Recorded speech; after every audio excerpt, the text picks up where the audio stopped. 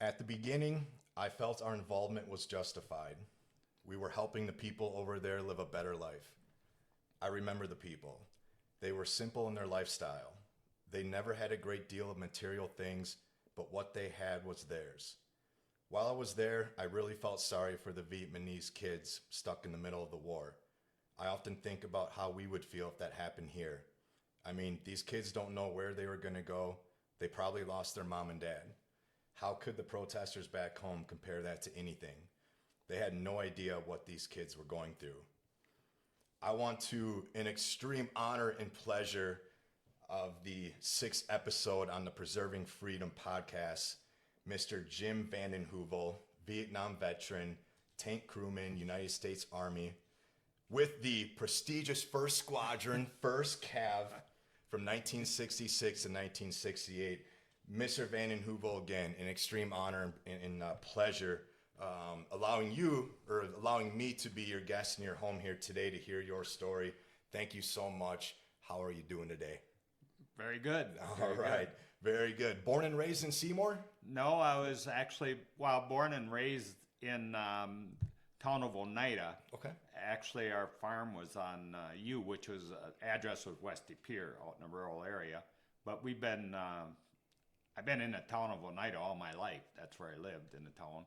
And we ran a farm out there. We had a 210-acre farm, and I did all the field work. I did worked the land, did the baling, the chopping, and all of that stuff. Because I was the oldest one of 8 kids. So oh wow, full household. Yeah, so I did all the field work, and my brothers and stuff did the milking. Wow.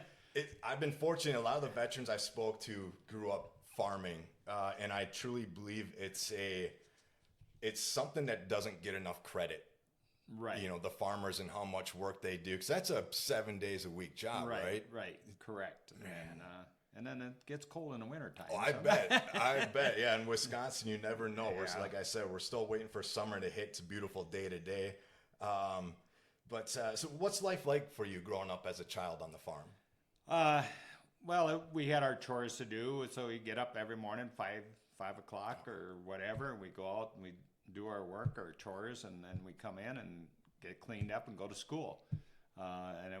Get home at night, get our clothes off, and go back out and do our chores, and then milk the cows and come back in and then do your homework or whatever you had to do. You know, that's kind of the lifestyle that we live. And back then we didn't have much for television, black and white, and it was so snowy sometimes you could hardly see the picture. So it was. Wow. So was that kind of the norm for a lot of the kids your age in that area? Yes. Working before going to school, working after school, homework after work. Yeah. I can't imagine today's generation, No, trying to tackle that. Not saying for those that are listening that they can't do it, but a different time. It's a different time, right? It's just a time when you had to do what you had. I mean, we had everything. We had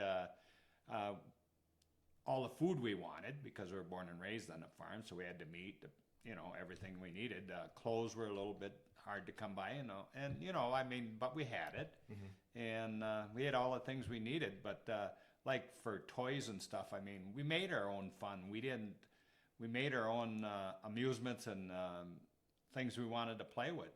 We'd bike to the neighbor's house, play ball or something, and doesn't happen nowadays. You don't see that hardly at all anymore, and I'm forever fortunate and grateful that I grew up in the time that I did. Yeah. I love playing with the neighborhood kids, and glad to hear that you did the same too as well. Growing up, who were some of the most important people in your life that influenced you?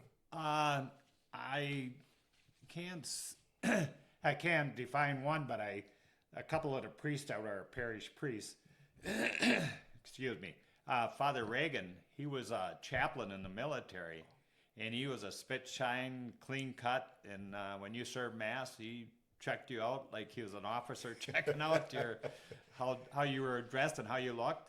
And then later on, Father Traeger I worked very closely with him. I helped him out.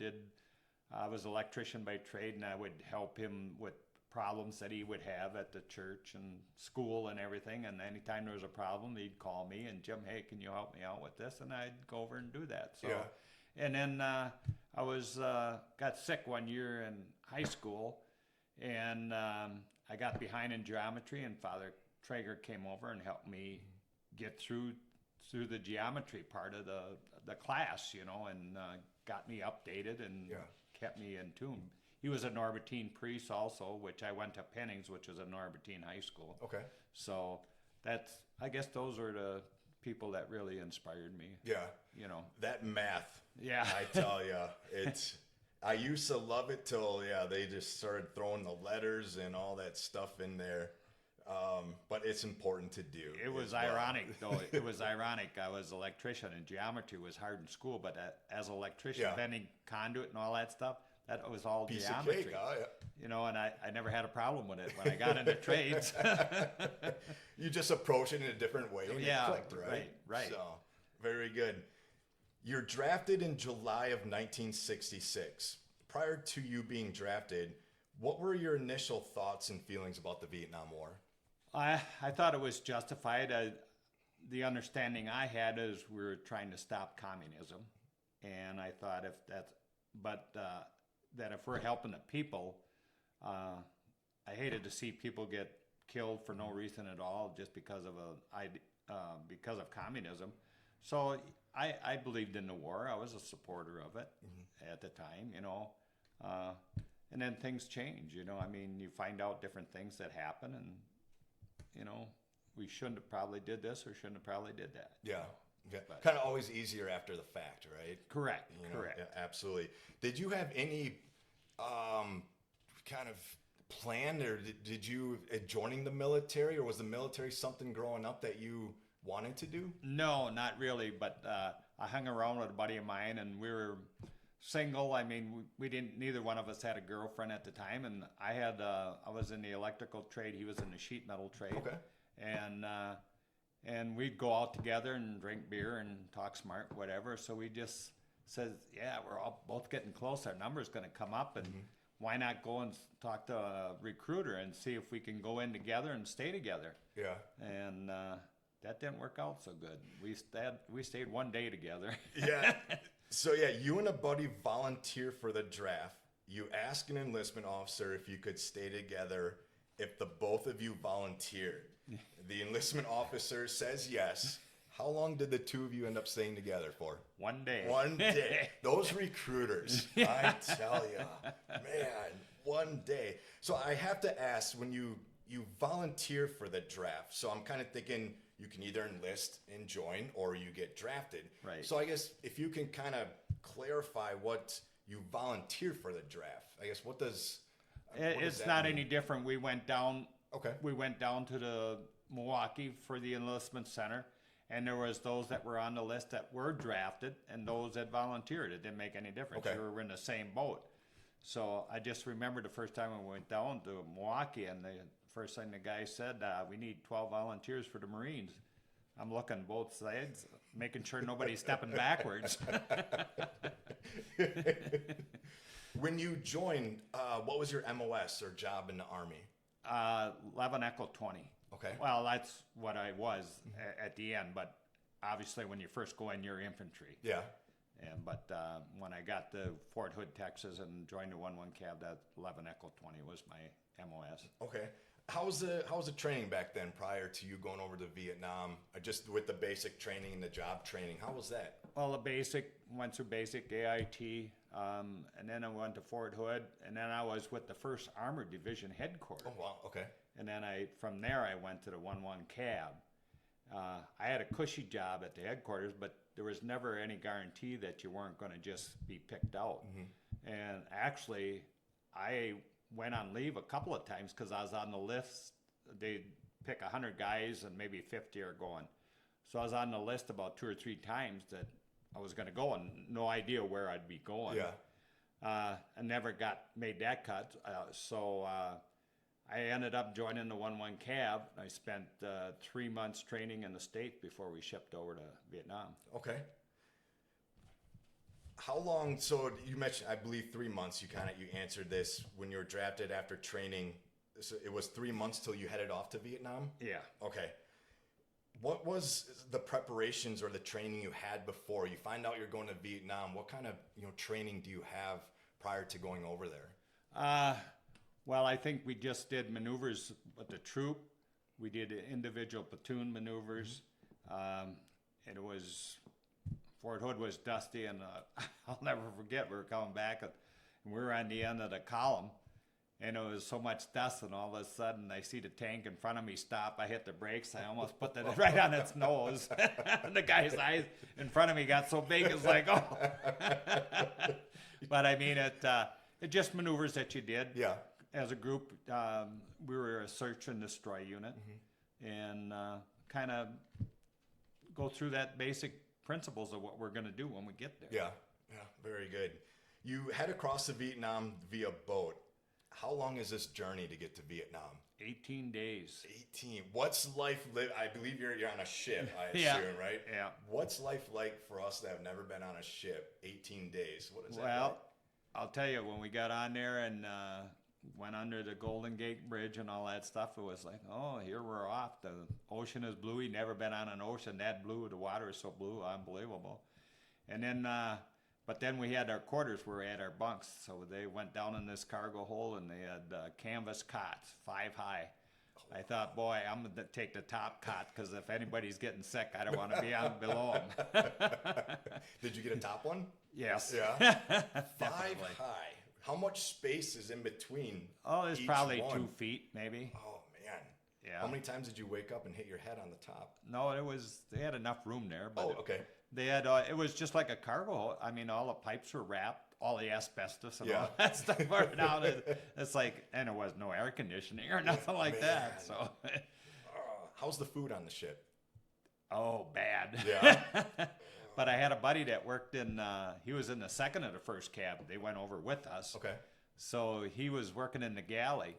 So I talked to him, and he brought us up, met him out there at 9 o'clock at night. He'd bring us up chicken up and good food. I'll never forget that one time I had breakfast, and I thought, oh boy, they got cereal. So I grabbed the cereal, I grabbed the banana, peeled the banana, and cut it up, and then I grabbed the milk and everything. So I got down, put my cereal in, cut my banana in, dumped my milk in. I was waiting for the sugar to come back so I could put it in. I looked down, and the milk was all curdled. I had to get up right away. That was it.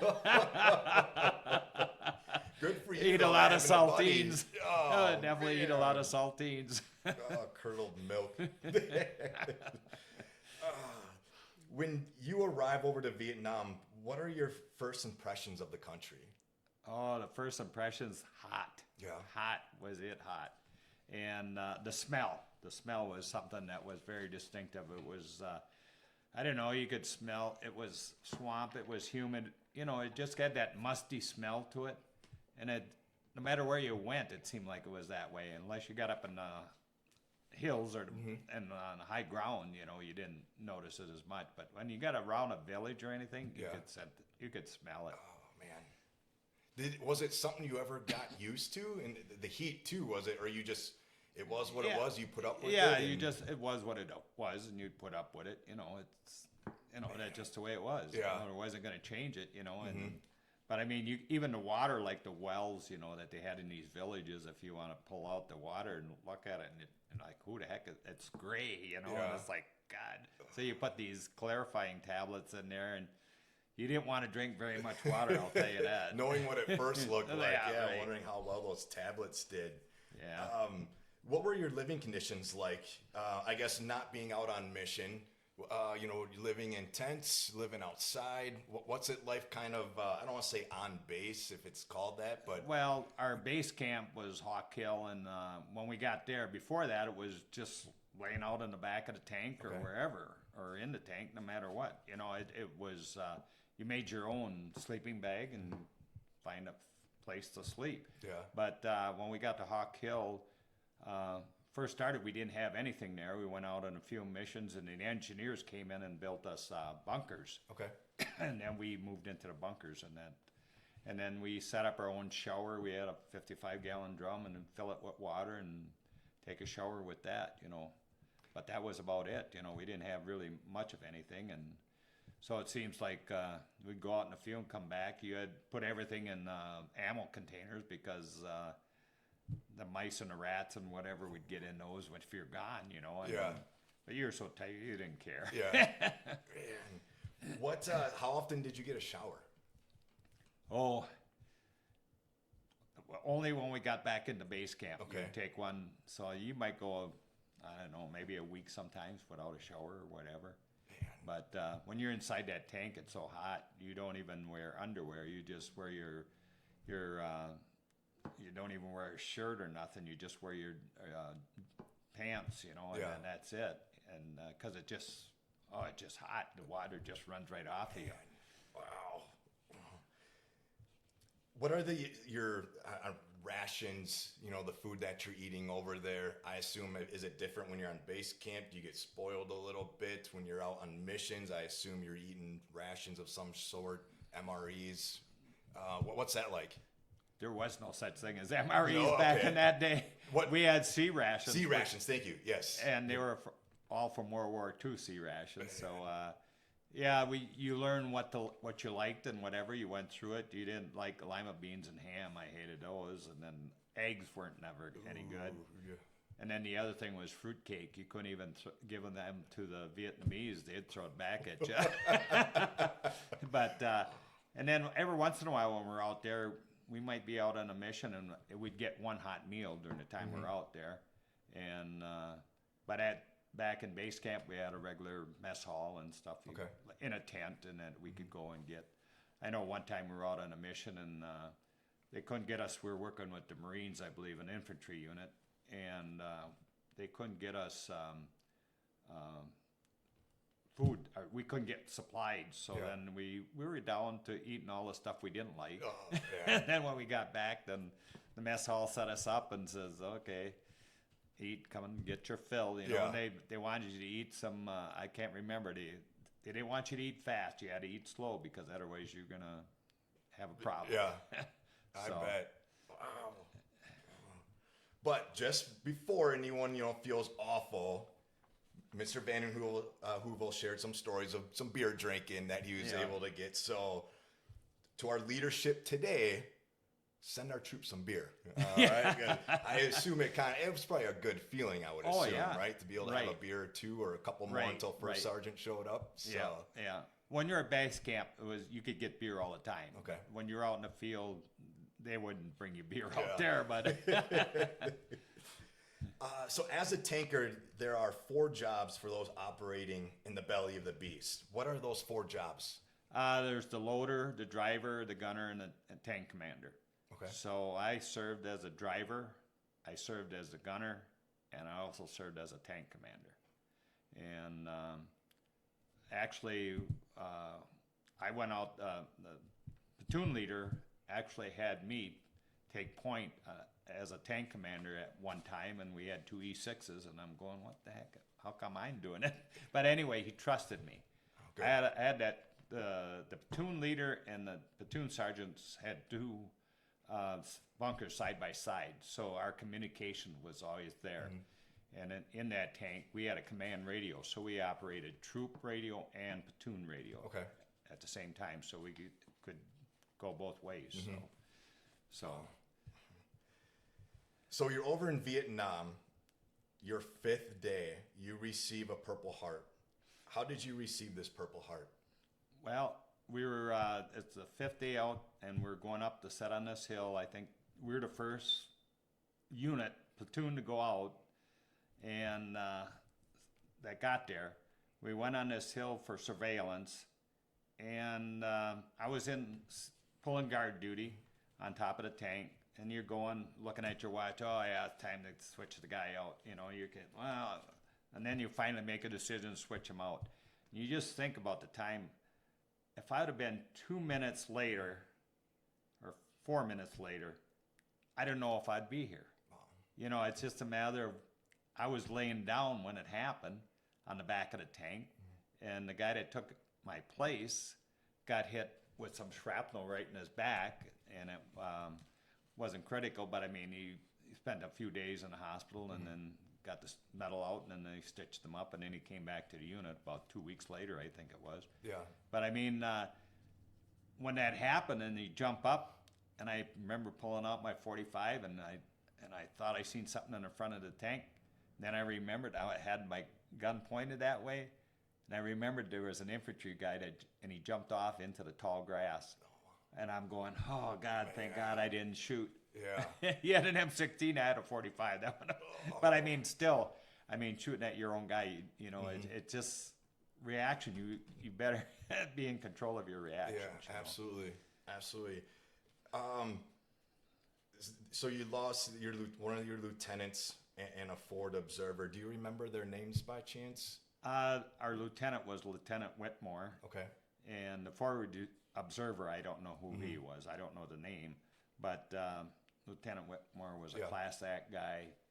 I think he had arose in the ranks and probably, and he was a career military guy and Spitshine, but he was a guy that did your job and you're fine. And he demanded respect and he demanded you to be professional. And I think he was just a great guy, a great commander, great leader. And I think he would arose to be a general. Yeah. Yeah. Well, thank you for sharing that. And, you know, it's important to always remember the names and to say the names, you know, Lieutenant Whitmore and again, that Ford observer. Where was Lieutenant Whitmore when this happened? He was, well, there was some lights shining up and they were trying to verify what it was, and he sent somebody out there to check it and they couldn't find it, and they could see some lights and everything. And he was on the back of the tailgate, and he just took his vest off and the forward observer, and that round hit right on the top of the PC. Okay. The gate was down and it hit right on, which would have been chest high. Oh, okay.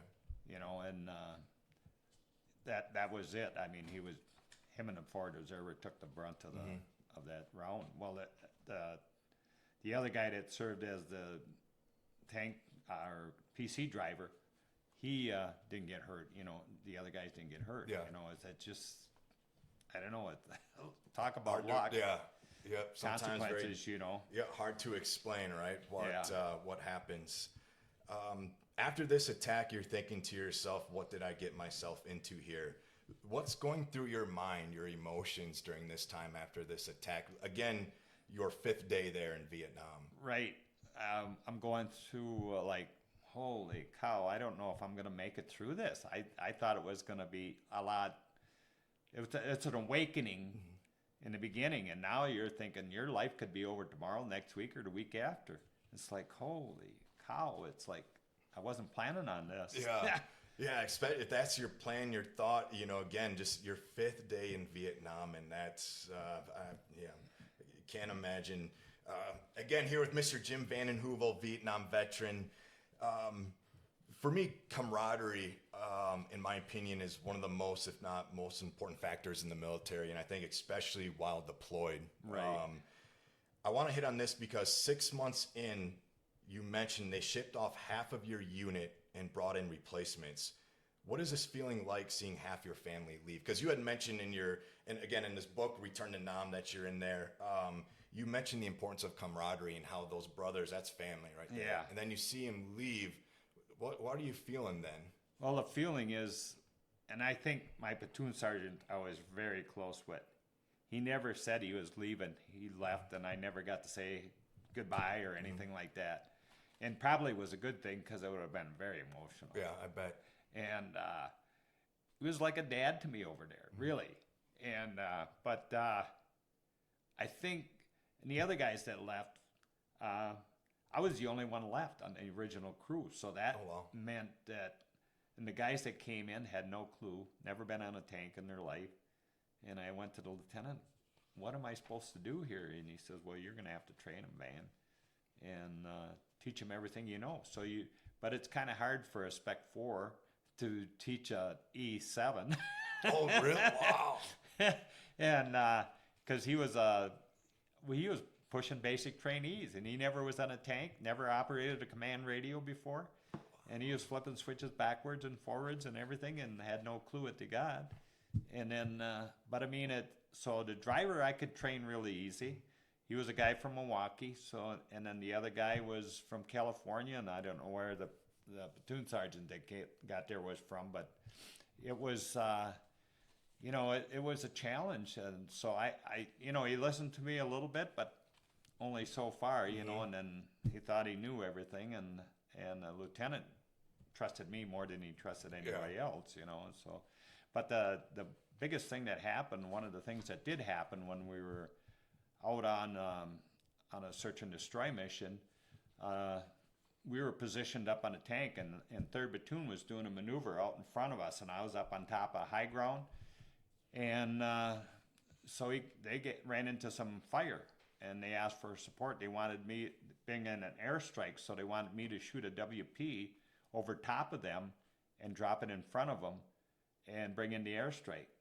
And so my platoon sergeant, I was controlling the gunner at the time, and I was controlling the controls, and he was trying to control my gun, and I had to shut his controls off so I could put the gun where I wanted to. He thought I was shooting too high and whatever else, and and he wanted to point it down. And thank God, so I got the instruction, me and the 3rd Platoon sergeant talking back and forth. I figured out a point where we were going to strike, where I was going to hit it, and I pulled a shot and hit it right where he wanted it. He says, perfect. And the platoon sergeant says, yeah, anytime you need help, give me a call. That's unfortunate sometimes when you get that difference in rank. Right. It's just because you have, more of this, that rank right there. Right. It doesn't mean that you always know more or know what's best. And right. Well, I had the experience of being there already 6 months, and they were just coming in, never been in a combat zone. And no tank experience. And no tank experience. No radio experience. Yeah. No nothing. It's like, the platoon leader and we talked back and forth continually trying to figure out how we're going to do this, and somehow we finally got it together before I left. Anyway, somewhat at least that they were functionable. But yeah, I can't imagine too on kind of their perspective coming into something having no idea in a war zone over in Vietnam. Unbelievable. Logistical errors can result in disaster. Explain the importance of map reading, setting up coordinates, and writing them down in the daylight, because once it gets dark, you mentioned you have no idea where you're at. Right.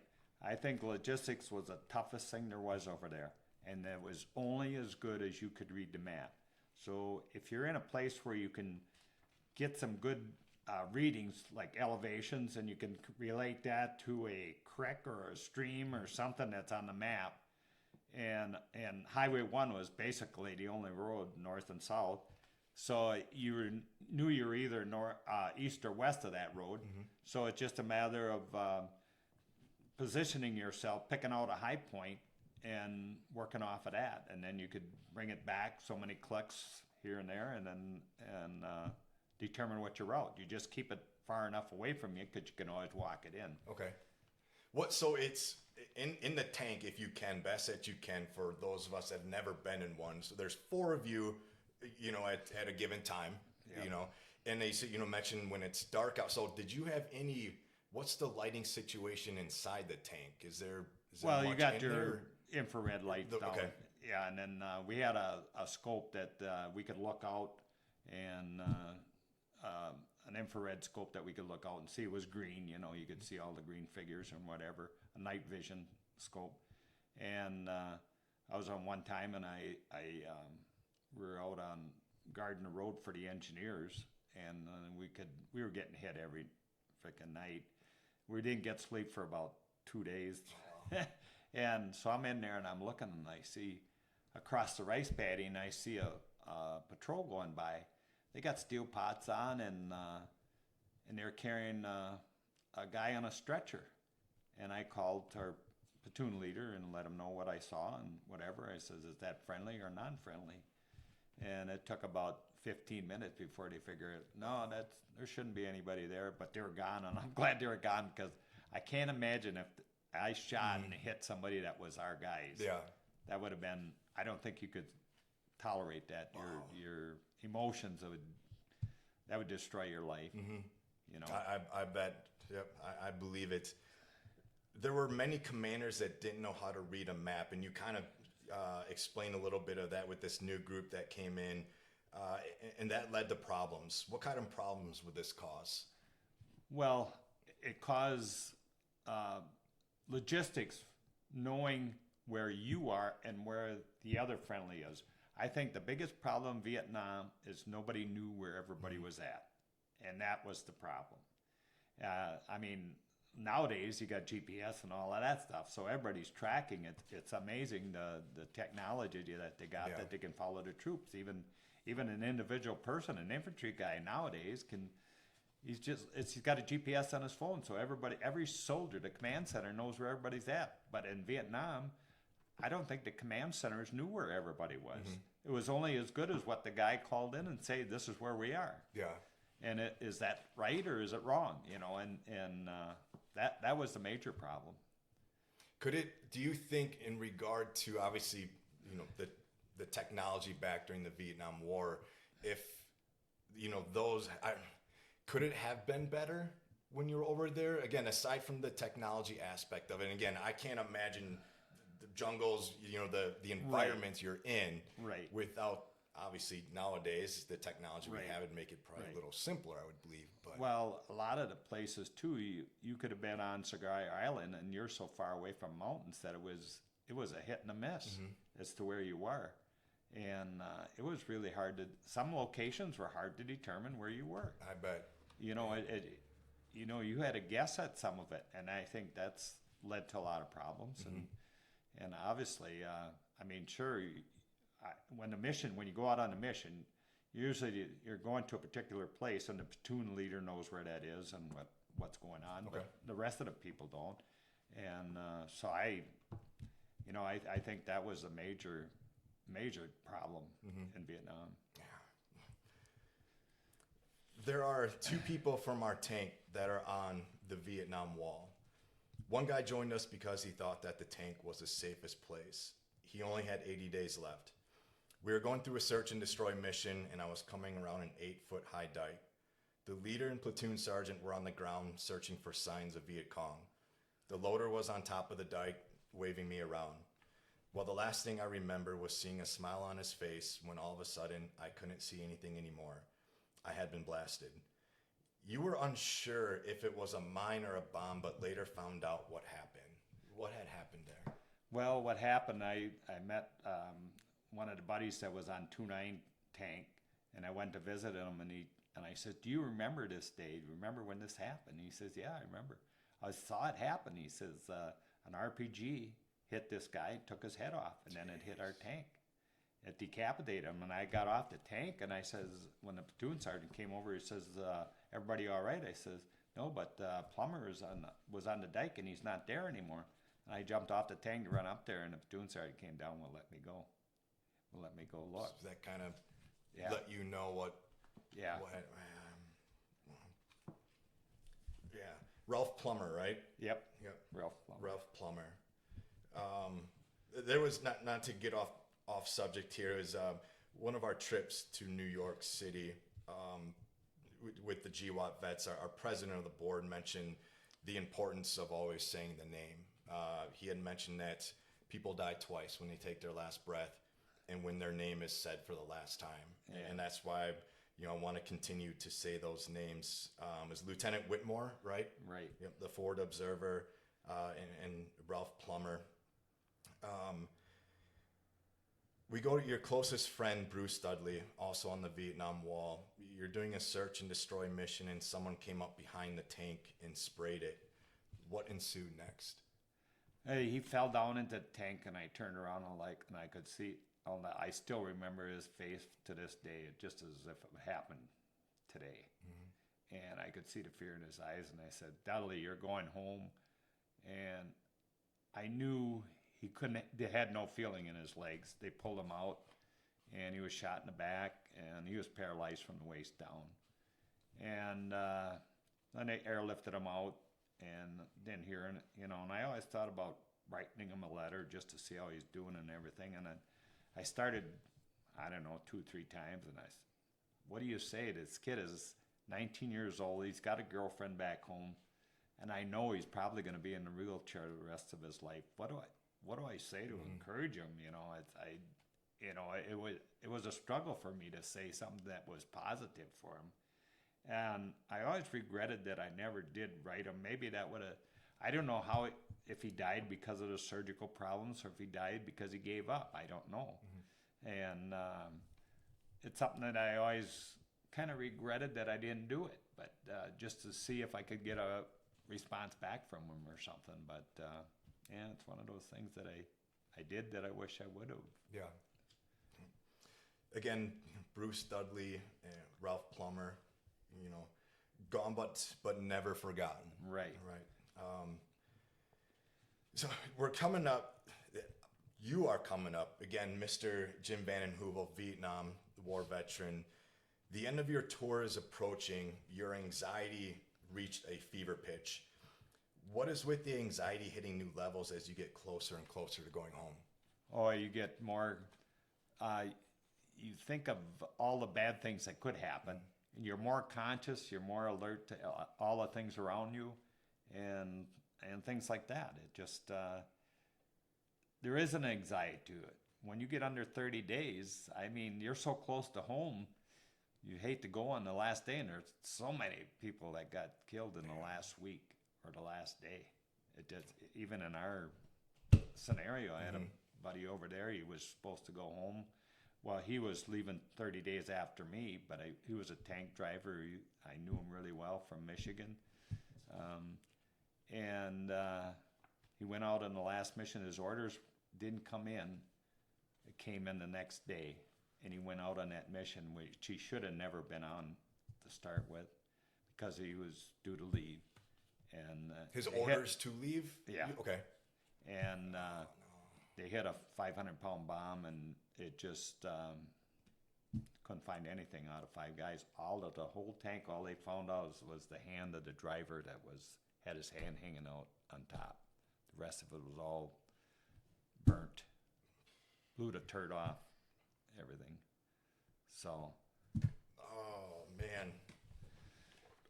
I mean, that's how close that it could be, And then after that, I think the chaplain, I at reunions, I talked to chaplains, and the chaplains went to the government and says, when those guys get to 30 days, they should not be going out in the field, period. They need to stay back.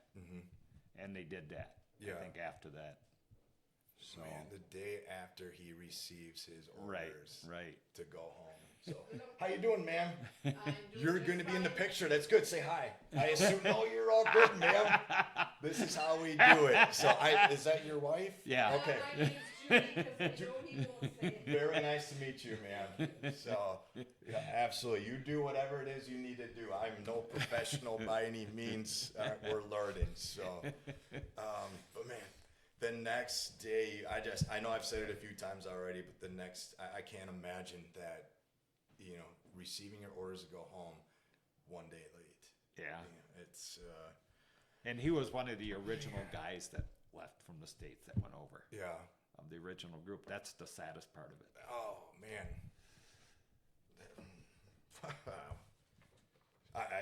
Yeah. So you have a short time before heading home. So we're getting closer. A lieutenant gives you, I believe he gave you the choice to go on the mission or stay back. What decision do you go with? So he called me over. He was a new lieutenant because the previous one that I was really close to, he got wounded, and then he was shipped out, and a new guy took over in his first day. And I think he looked at the list of who was all in the platoon, being a platoon leader, and he realized that I had 23 days left, and I don't think he wanted to be responsible of getting me killed. So he says, Van, he says, it's up to you. He says, you can stay back or you can go with us. I says, well, if you're coming back tonight, I will stay back. But if you're not coming back, I'm going with you. And no, he assured me we're coming back tonight. Yeah. Well, things don't work out that way. So as you are mentioning, so the team was supposed to return at night, but you hear over the radio there's a busted track, no choppers to bring the parts in until first thing in the morning. What's going through your mind when you hear that? You're being told, and I assume during war anything can happen. Yeah, right. But Lieutenant said, we're going to be back at night. You hear that over the radio. What's going through your mind? Right. Well, I got the radio there and I'm listening to everything going on, and I hear that. I'm going, oh man, I'm going to spend the night here alone. 23 days left and I'm going home in a body bag. I just don't see any way that I'm not. And so you start out being mad, and then you start out, well, you know, you think about all of the things everything you think about that, and I says, well, it's not his fault. You finally come to the conclusion, I got to figure this out myself, and I got to realize what I'm going to do. And so you make all of these promises to God, and you say, I'll do this, I'll do that. And then after a while, and and I thought, oh, yeah, if something happens to me here, my family will never know what happened. And so you think about all of those things, but I started laughing to myself. I'm saying, making all of these promises that I probably won't keep. And then it dawned on me, Jesus and the agony in the garden, where he said, Father, let this cup pass from me, not my will, but your will be done. I said that over and over 3, 4, 5 times. And I passed out and went to sleep and woke up 8.5 hours later to the warmth of the sun. And it felt, and when I woke up, it felt like I was only asleep 15 minutes, but I was 8 hours, 8.5 hours. Never moved a muscle. I had a 45 on my chest in my hand. Never moved a muscle. It's impossible. So I don't know what happened, but. So it's kind of, you're going to mention again, you have never felt so alone and abandoned. You have 23 days left, and you're going home in a body bag as you sit here realizing that, that team, that squad, that platoon that headed out isn't coming back until morning when told they're going to be back that night. You met your family will never know what happened. You wanted to blame anybody and everybody for leaving you out there. But in the end, you realized you couldn't blame anyone else. You made the decision. You were so desperate to feel something from home, so you tried to imagine being part of a discussion around the supper table at home with mom and dad, brothers and sisters. I figured that I'd never get to experience that again. You mentioned the radio. You had a radio and you had that 45. Right. The radio you had, what did you do to it in case you were captured? On the radio, before I changed the frequency on it because I didn't want them to have our frequency, so I just messed it all up. And then if I woke up in the morning, I'd turn back to the frequency of our platoon. And then I had a grenade right next to it, and I had 4 grenades, I think, and 45. And so if I was going to get captured, I was going to there's no way I was going to allow myself to be captured alive, because we heard all the ugly stories of how they would bring bamboo trees down and tie your arms and legs to a bamboo tree and then cut the ropes and then rip your limbs off and the torso would fall to the ground.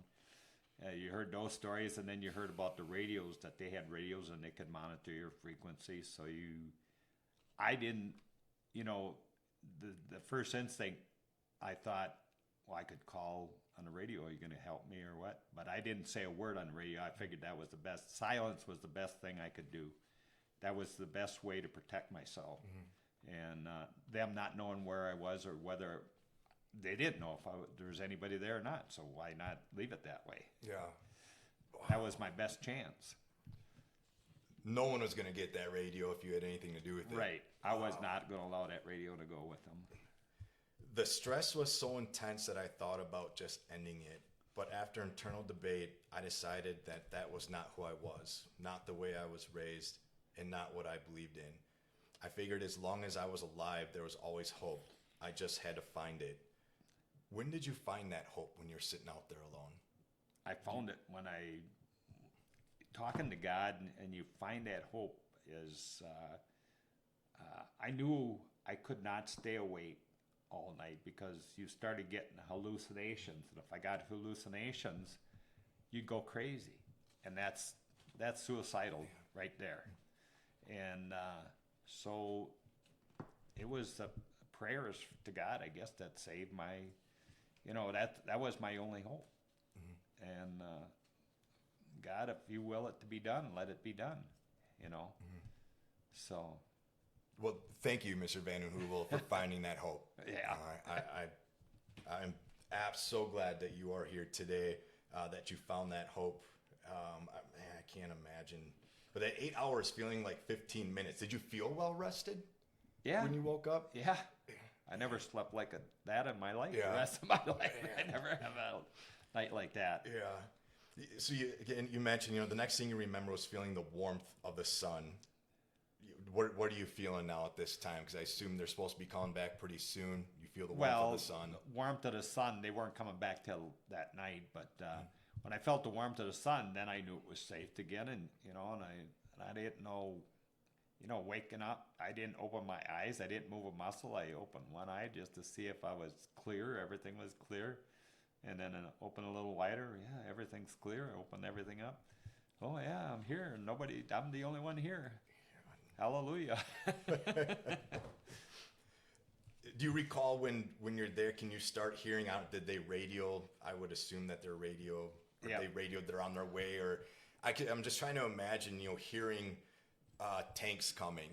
Right. That initial feeling that I don't want to say all is good, but you now have a team that's coming back to you. Well, it's I monitored the radio to west of the day. They worked with the Arvins. We were working with the Arvins at the time, so they were the infantry and we were the mechanized unit. We had 3 tanks and 6 PCs, armored personnel carriers, and then. And the Arvin, that's the Army Republic. Yeah. Okay. Yeah. And anyway, they did a little bit. And they didn't run into much that day. They did some more search and destroy stuff, and I don't think they ran into much. And then they started working their way back, and they got back just before dark that night. Wow. And then they were coming in, and I could see them coming in a distance. And then the Arvins, I don't know, you never know what they do. So they fired around, and I thought, holy shit, they're shooting at me. Hit the ground, Anyway, that one shot, and then they came up and got up there and loaded everything on the tank, and we went back to base camp that night. Yeah. Did you have a cold beer? Yeah. So you make it home wanting to surprise your family but couldn't find a ride. You gave them a call and they came to pick you up. Where was it that they picked you up at? Austin Strubble Field. Okay. Yeah. What is the experience like seeing your family again for the first time in such a long time? Well, I was probably didn't sleep for the last 48 hours or more or whatever, but I was awake and stuff like that. Because the excitement of getting home? Well, yeah, I think excitement, but I mean, when my dad, he was the first one to jump out of the car, give me a big bear hug. It was emotional. I bet. Man. What is, so you're home, what's the transition like for you from the experiences in Vietnam? Now you're back in the free world. What's that transition like for you? Well, I went out and nothing was the same anymore. Everything was different. It was so different that I didn't even know if I belonged here anymore. You felt like, man, I just don't see where I fit in, and my buddy was getting out. I got out 10 days early, so my buddy was getting out 10 days later. And I don't know, it just was different. But I had a lot of cousins, a lot of family support, and we got involved with a lot of sports activities and stuff like that, and then gradually got on, moved on, But I thought I went from, within 48 hours, I went from a combat zone to back to here. And when I can remember landing in Fort Lewis, seeing blacktop roads and cars and stuff like that, it's like, man, am I really here? Yeah. But I mean, it just, so the reality is that you didn't, it just wasn't the same when you left. It's totally different, but you're different too. Yeah. You're a lot different.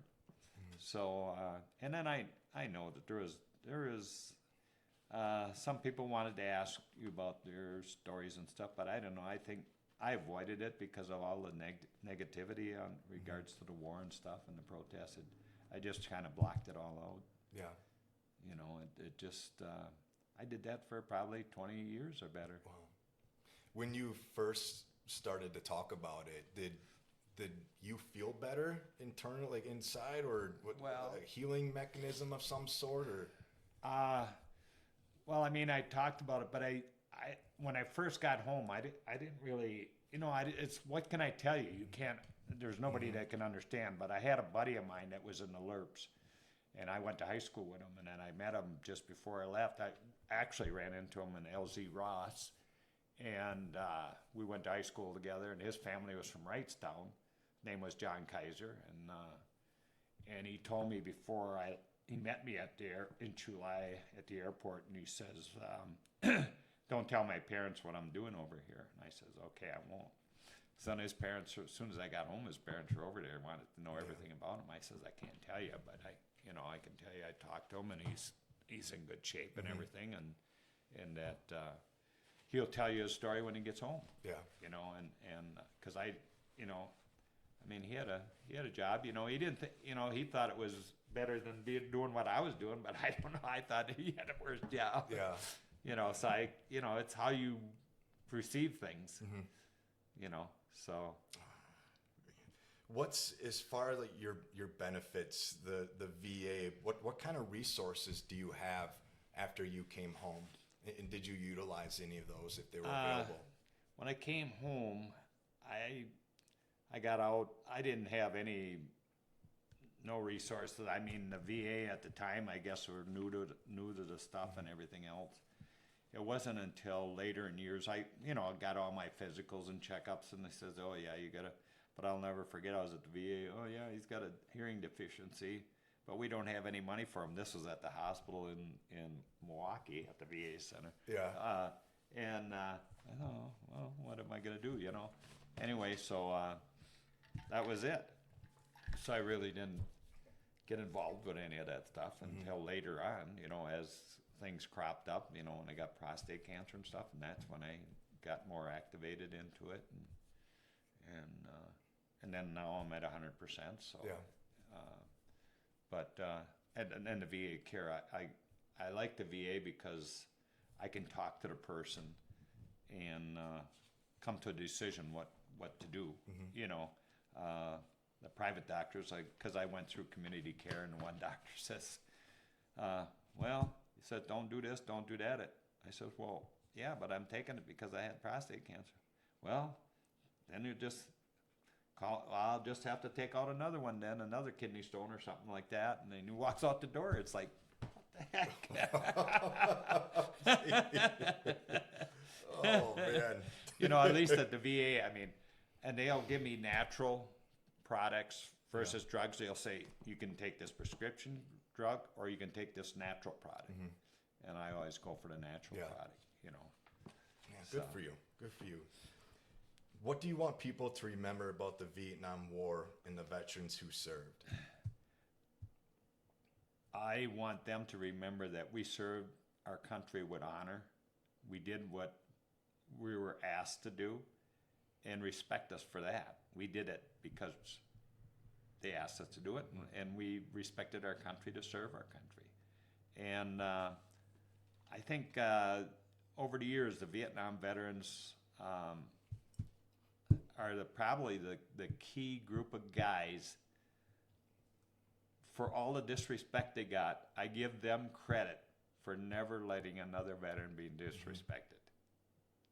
I think that's the greatest honor we gave them. Yeah, absolutely. And I will say, with experience, a couple deployments coming home, it's you, Vietnam veterans, that we would see first getting off that plane. It didn't matter if it was, both times it was January. Yeah. When we came home, and the Vietnam vets were the first ones there outside of that plane carrying those flags until all of us got on the buses. And so 100% what you said. And we thank you for that. Yeah. I can't imagine the burdens that you carried for so long, yet your attitude from all of you, no, we're not going to take this. We're going to make sure future. Thank you for that. Right. We truly appreciate that and the standard that you have set. So much appreciation. So you're chosen with, I think, was there 52 Vietnam vets altogether that went? Correct. So you're chosen with 51 other Vietnam veterans to go on a trip from Old Glory Honor Flight here in Northeast Wisconsin for 2 weeks on a trip called Return to Nam. How was this experience for you? I think it was an awesome experience because I went with a classmate. Actually, there was 4 guys on that honor flight that went to the same high school I went to, which is highly unbelievable. And then the other part, when I went back, Nick Batoka went on that honor flight, and he was in the same unit I was, the same platoon on the same vehicle 2 years later. Oh, man. He passed away now, but he was on that honor flight. And we just had the camaraderie part of it was fantastic. And got to share stories. Everybody shared their stories and stuff. I mean, everybody went through something, and it's how you handle it that got you through it. But it helped a lot of vets. I know, I've been, the first reunion I went to was so emotional. I didn't go back for couple of years, and then I went back. Now I can't stop going. You have to get through that first initial contact of doing it, but once you get through that, then it's easier for you to help other veterans. So on a trip, I know that they would call me over. Hey, this vet's going through a tough time. You want to talk to him? I go over and talk to him. And that's what we needed to do. That's what we needed Thank you to do. for doing that. Yeah. It's just the impact that one conversation can have on an individual. It's, I think, unmeasurable. Right. So thank you, for you continuing to do that. So I don't know when the first time was that you heard it. I'm going to assume on the Return to Nam trip again with Old Glory Honor Flight here in Northeast Wisconsin. I would hope you heard it a lot. What does it mean to you to hear Welcome Home? It's fantastic. It was, for a Vietnam vet, it was long overdue, but, now we hear it a lot, and we're thankful for that, but we're thankful for the guys that are serving now. Us Vietnam veterans are very grateful for the guys that are serving now. We know what they go through, and in some respects, we think they had it a lot tougher than we did. And I mean, everybody has the tough times and everything, but just the fact that they serve and they're willing to serve and the risks that they're willing to take to serve this country means a lot to us. We learn from the best. Yep. You setting a standard, and the same with our Korea veterans, our World War II, and the list goes on. So my final question that I always ask every veteran, if you could give words of wisdom, a message to our armed forces today, you get an opportunity to stand up in front of all of them, all right? Yeah. What would your message be to our military today? I'd tell them, serve with honor and pride, and serve because you're serving your country and what you believe in, and believe what you're doing, believe in what you're doing, and that we got your back. That's what I'd tell them. Very well said. Very well said. So again, finishing up here with Mr. Jim Vanden Heuvel, Vietnam War veteran, first Cav. I want to say, Jim, as we conclude today's episode, I stand in deep respect and gratitude for you, Mr. Vanden Heuvel. Your story is a testament to the strength, sacrifice, and unwavering commitment of those who served in the Vietnam War. From the roar of the battlefield to the quiet moments of reflection, your journey reminds us of the profound impact of service and enduring bonds formed in the crucible of war. In the heart of the Vietnam War, amidst the roar of battle and the weight of uncertainty, you stood as a steadfast guardian within the armored steel of your tank. Your courage under fire and the wounds you bore are a testament to the indomitable spirit of those who served. Your stories, though often untold, are etched into the fabric of our nation. We, as a country, are forever indebted to you. May your legacy continue to inspire and remind us all of the true meaning of selfless service and sacrifice. Thank you again, sir, from the bottom of my heart for sharing your story here on the Preserving Freedom podcast. You're very welcome. It was an honor. Thank you, sir. Truly appreciate it.